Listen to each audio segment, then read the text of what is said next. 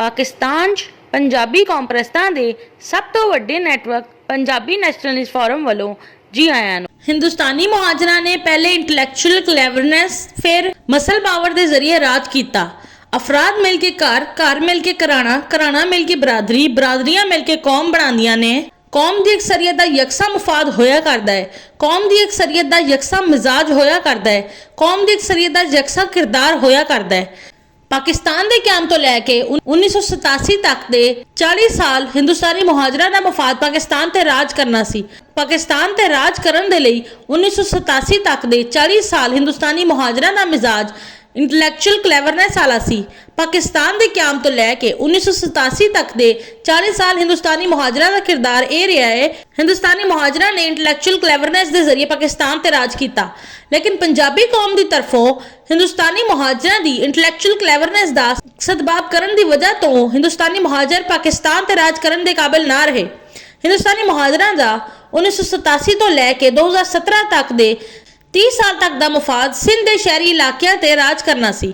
हिंदुस्तानी मुहाजरा का 1987 तो लैके 2017 तक के 30 साल तक सिंध के शहरी इलाकों ते राज करन वाला मिजाज मसल पावर वाला सी।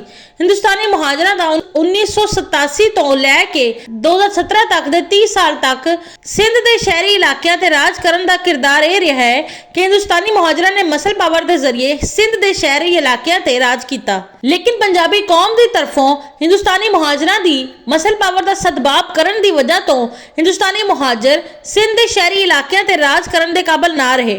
हिंदुस्तानी मुहाजरा का हुण ये हाल है कि एक तो हिंदुस्तानी मुहाजरा नूं पंजाबी कौम की मुखालफत का सामना करना पै रहा है, दूसरा हिंदुस्तानी मुहाजरा की नई नस्ल के कोल ना इंटलैक्चुअल क्लैवरनेस है ते ना मसल पावर है। इसलिए हिंदुस्तानी मुहाजरा च इंटलैक्चुअल क्लैवरनेस ना होने की वजह तो पाकिस्तान की सतह पर हिंदुस्तानी मुहाजरा की इजारादारी नहीं है।